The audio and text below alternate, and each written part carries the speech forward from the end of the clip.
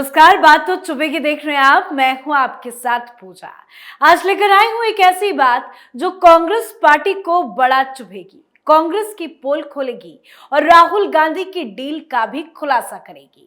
क्योंकि चुनाव से पहले एक बार फिर कांग्रेस की असलियत सामने आ गई है।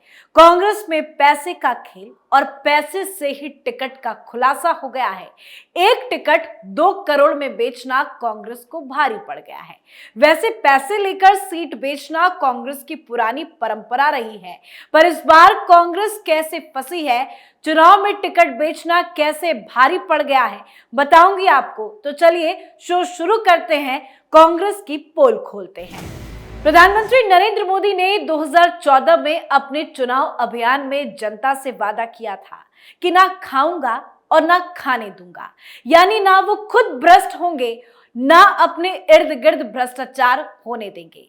अपने 2 कार्यकाल में पीएम मोदी ने लगातार इसे साबित किया है और भ्रष्टाचारी चाहे बड़े से बड़ा नेता हो, उन्हें कोई रियायत नहीं दिखाई है।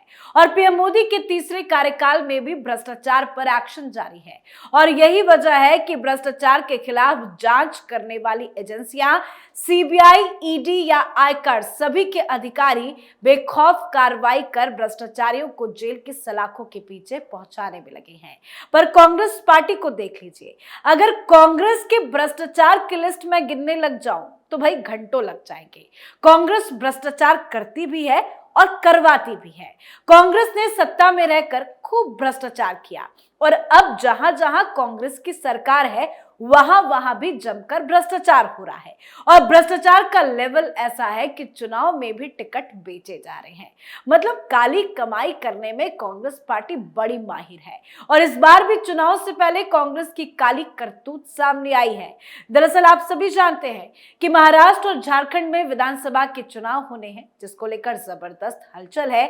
सीट शेयरिंग से लेकर उम्मीदवारों की लिस्ट सामने आ रही है और अभी कुछ दिन पहले ही झारखंड विधानसभा चुनाव को लेकर कांग्रेस की तरफ से उम्मीदवारों की दूसरी लिस्ट भी जारी की गई थी। कांग्रेस की इस दूसरी लिस्ट में 7 उम्मीदवारों के नामों का ऐलान किया गया था।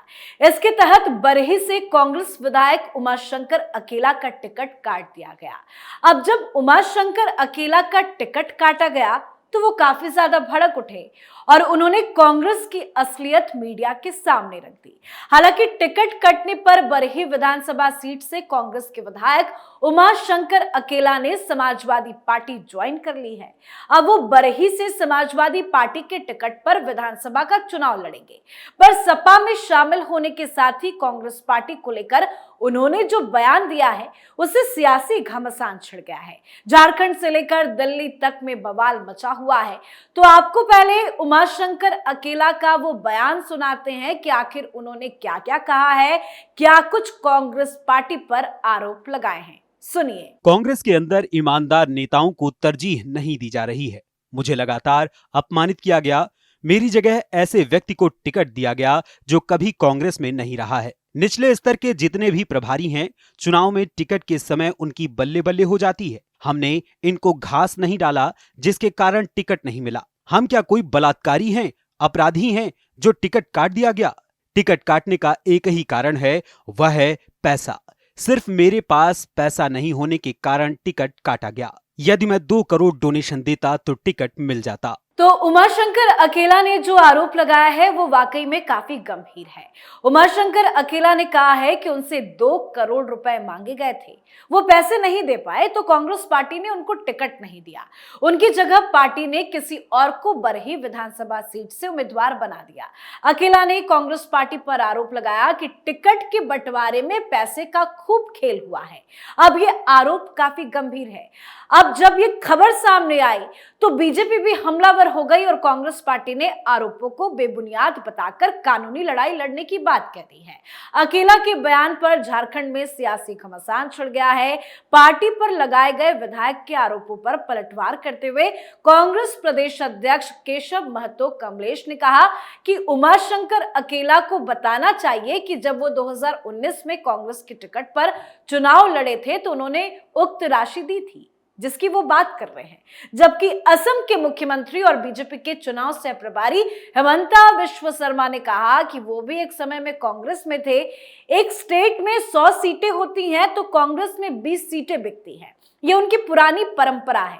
हेमंता बिश्व शर्मा ने कहा कि विधायक उमाशंकर अकेला जो आरोप लगा रहे हैं उससे सुनकर उन्हें कोई आश्चर्य नहीं हुआ, क्योंकि पैसे लेकर सीट बेचना कांग्रेस की परंपरा रही है।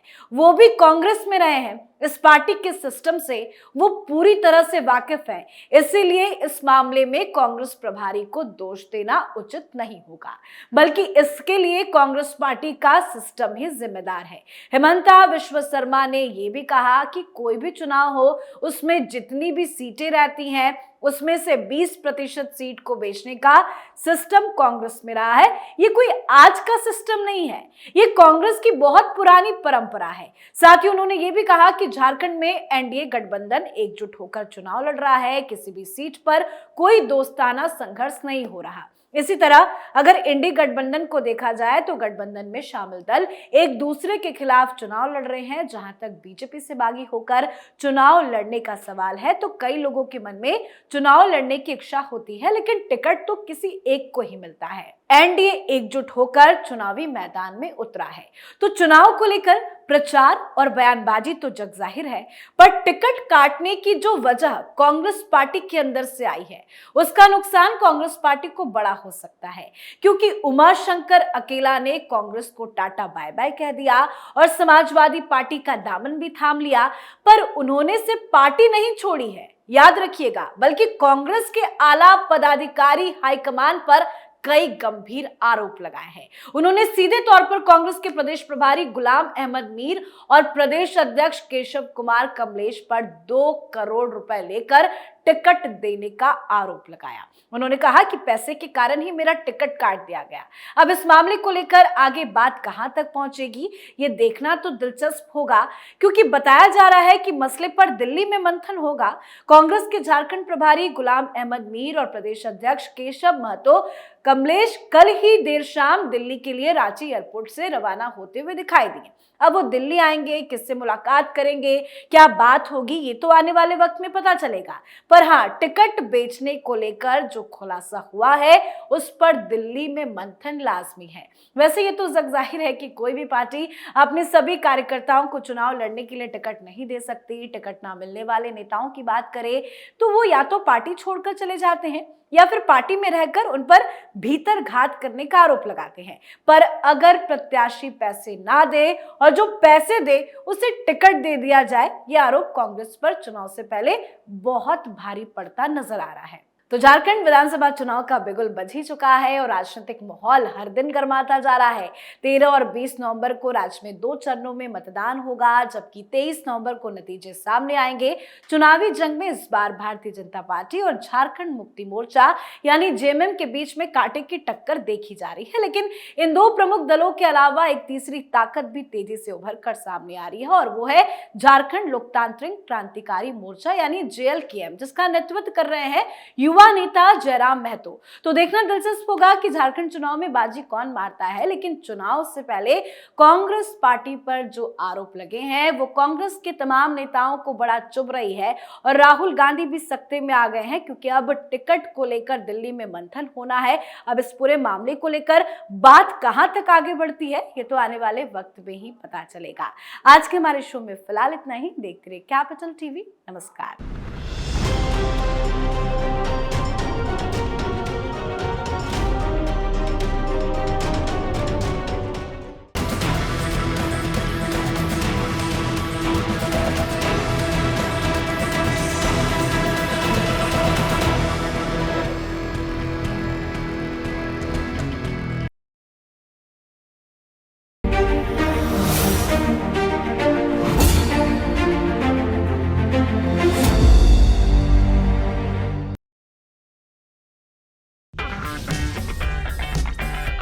अगर आपको हमारा वीडियो पसंद आया हो तो इसे लाइक करें, हमारे चैनल को सब्सक्राइब करें और हाँ, बेल आइकन दबाना ना भूलें ताकि आप तक हमारे वीडियो की नोटिफिकेशन पहुंचती रहे।